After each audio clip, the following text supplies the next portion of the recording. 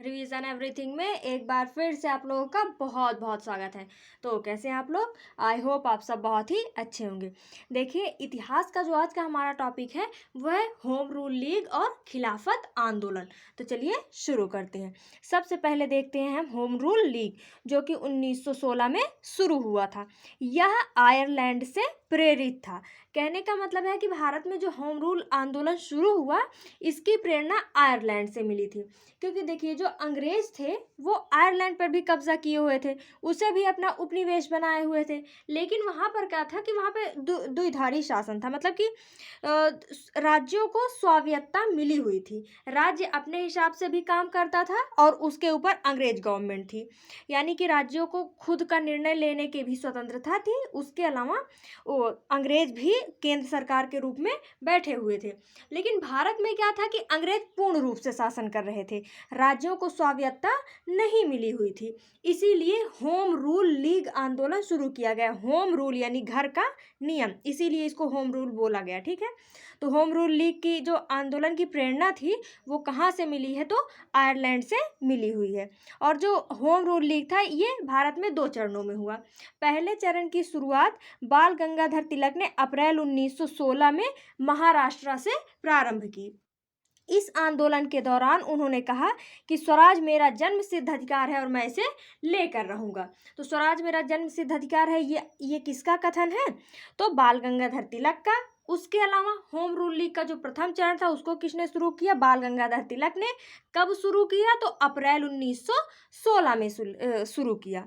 फिर है वैलेंटाइन सिरोल ने तिलक जी को भारतीय अशांति का जनक यानी इंडियन अर्नेस्ट कहा है। तो इंडियन अर्नेस्ट बाल गंगाधर तिलक जी को किसने कहा है? तो वैलेंटाइन सिरोल ने कहा। और ये जो प्रथम चरण था होम रूल लीग का, ये 1918 में ही समाप्त हो गया। तो ये प्रथम चरण। अब द्वितीय चरण हम देखते हैं।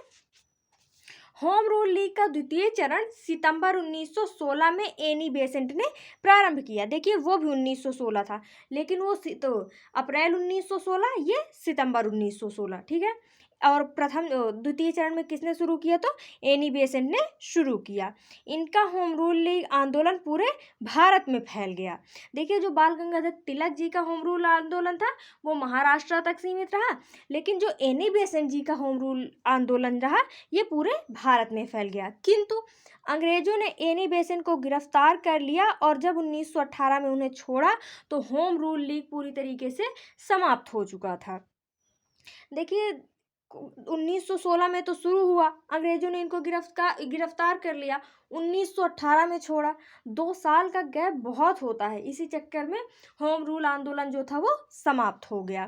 तो होम रूल आंदोलन की बात करें तो 2 चरणों में शुरू हुआ। पहला चरण बाल गंगाधर तिलक, महाराष्ट्र, अप्रैल 1916। द्वितीय चरण एनी बेसेंट, सितंबर 1916।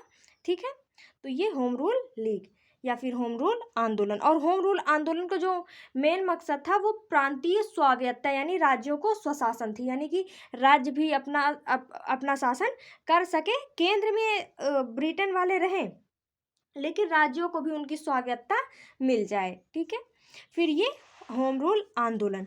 फिर है खिलाफत आंदोलन। ये क्या था? प्रथम विश्व युद्ध के दौरान अंग्रेजों ने मुसलमानों से यह वादा किया था कि वे तुर्की को विभाजन नहीं करेंगे, किंतु प्रथम विश्व युद्ध के बाद अंग्रेजों ने तुर्की का विभाजन कर दिया और तुर्की को आपस में बांट लिया। अंग्रेज क्या करते थे, जब उनको ज़रूरत पड़ती थी वो सबसे हेल्प लेते थे।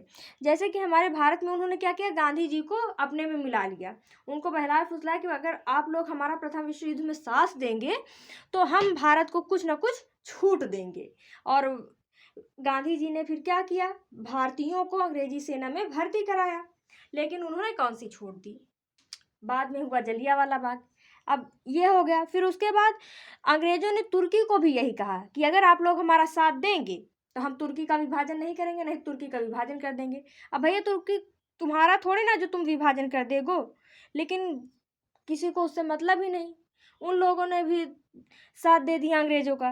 लेकिन जब प्रथम विश्व युद्ध समाप्त हो गया, अंग्रेजों ने तुर्की का विभाजन कर दिया। एक हिस्सा कोई और लेके चला गया, दूसरा हिस्सा कोई और लेके चला गया। समझ लीजिए कुछ फ्रांस लेके चल गए थोड़ का नोच के, कुछ लोग लेके चले गए इंग्लैंड वाले, कुछ अमेरिका वाले, मतलब कुल मिला के पूरा पूरा बांट लिया, एकदम बंदर बांट बना दिया। लेकिन जब बांट लिया गया उसके बाद इसका विरोध शुरू हुआ। भारत में इसी विभाजन के विरोध में खिलाफत आंदोलन प्रारंभ हुआ। यानी तुर्की का जो विभाजन हुआ इसी के खिलाफ भारत में खिलाफत आंदोलन शुरू हुआ। और भारत में इसकी शुरुआत किसने की? मोहम्मद अली और शौकत अली। मोहम्मद अली और शौकत अली ने भारत में खिलाफत आंदोलन शुरू किया। अखिल भारतीय खिलाफत आंदोलन की बैठक दिल्ली के फिरोज शाह कोटला मैदान में 23 नवंबर 1919 को इसकी अध्यक्षता महात्मा गांधी ने की। यानी मोहम्मद अली और शौकत अली ने जब शुरुआत कर दी उसके बाद गांधी जी ने भी इस आंदोलन में भाग लिया और इसकी अध्यक्षता की। अंतर्राष्ट्रीय दबाव में आकर अंग्रेजों ने तुर्की के विभाजन को रद्द कर दिया और भारत में भी खिलाफत आंदोलन समाप्त हो गया। तो खिलाफत आंदोलन क्या था? तुर्की का विभाजन हो गया था, उसके विरोध में था। भारत में इसकी शुरुआत मोहम्मद अली और शौकत अली ने की, फिर बाद में इसका नेतृत्व गांधी जी ने किया। खिलाफत आंदोलन से संबंधित ये 3 प्रमुख तथ्य थे। ठीक है, तो ये होम रूल आंदोलन और खिलाफत आंदोलन था।